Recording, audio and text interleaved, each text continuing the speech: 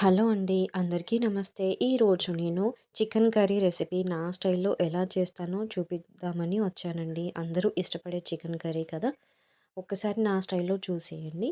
First నేను చికెన్‌ని నీట్‌గా క్లీన్ చేసుకున్న తర్వాత, ఒక స్పూన్ అల్లం వెల్లుల్లి పేస్ట్, 3 స్పూన్స్ సాల్ట్ తీసుకున్నాను. నేను హాఫ్ కేజీ చికెన్ తీసుకున్నానండి ఇక్కడ. తర్వాత 3 స్పూన్స్ కారం తీసుకున్నాను. మీరు తినే స్పైసీకి తగ్గట్టుగా తీసుకోండి. నేను కొంచెం స్పైసీగా తింటాం కాబట్టి 3 స్పూన్స్ తీసుకున్నాను. ఆ తర్వాత కొంచెం పసుపు యాడ్ చేసుకొని ముక్కలకు పట్టేటట్టుగా మంచిగా నీట్‌గా కలిపి పెట్టుకోవాలండి. కలిపి ఒక అరగంట పాటు మ్యారినేట్ చేసి పెట్టుకున్నాను. ఆలోపు మసాలా ప్రిపేర్ చేసుకుంటున్నానండి దాంట్లోకి. లవంగాలు ఒక 4 తీసుకున్నాను. దాల్చిన చెక్క, సాజీర, జీలకర్ర, జాపత్రి పువ్వు, ఇలాచి ఇలా వేసుకొని మంచిగా నీట్‌గా దంచుకోవాలండి మెత్తగా. దంచి పెట్టుకున్నాను ఇట్లా. ఆ తర్వాత కర్రీ ప్రిపరేషన్ కోసము బాండీ తీసుకొని దాంట్లోకి 3 స్పూన్స్ ఆయిల్ తీసుకున్నాను నేను. ఒక 2 పచ్చిమిర్చి చీలికలు తీసుకున్నాను.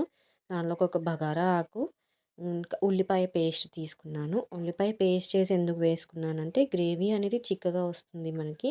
టేస్ట్ కూడా బావుంటుందండి. ఉల్లిపాయలు కొంచెం పచ్చివాసన పోయేంత వరకు కొంచెం సాల్ట్ వేసి వేయించుకోవాలి. ఆ తర్వాత పసుపు యాడ్ చేసుకున్నాను. మంచిగా గోలనివ్వాలండి. ఆయిల్ పైకి తేలేంత వరకు గోలనివ్వాలి. ఉల్లిపాయ పచ్చివాసన పోతది. ఆ తర్వాత దానిలో మనం మ్యారినేట్ చేసి పెట్టుకున్న చికెన్ ఉంది కదా! దాన్ని యాడ్ చేసుకొని మంచిగా మిక్స్ చేసుకోవాలండి. ఒక 2-3 మినిట్స్ అట్లా కలుపుకోవాలి. కలుపుకున్న తర్వాత మూత పెట్టుకొని ఒక 5 మినిట్స్ అట్లా ఉడకనివ్వాలండి. 5 మినిట్స్ తర్వాత మూత తీసి చూస్తే అట్లా మంచిగా ఉడుకుతుంది కదా! అది అడగంటకుండా కలుపుకున్న తర్వాత దాంట్లోకి పచ్చి ధనియాల పొడి, దంచి పెట్టుకున్న మసాలా ఉంది కదా! అది యాడ్ చేసుకొని మళ్ళా ముక్కలకు పట్టేంతగా కలుపుకున్నాను. ఆ తర్వాత మూత పెట్టుకొని ఒక 10 మినిట్స్ అట్లా ఉడకనిచ్చానండి ఆయిల్‌లో.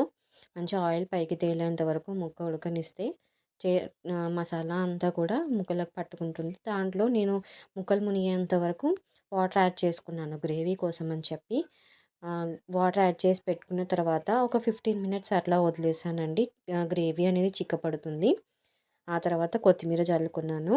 కొత్తిమీర చల్లుకొని అట్లా మిక్స్ చేసుకొని ఒక 2 మినిట్స్ అట్లా వదిలేసి దించేసుకున్నానండి అంతే. చాలా సింపుల్ అండ్ ఈజీ అండి చికెన్ కర్రీ.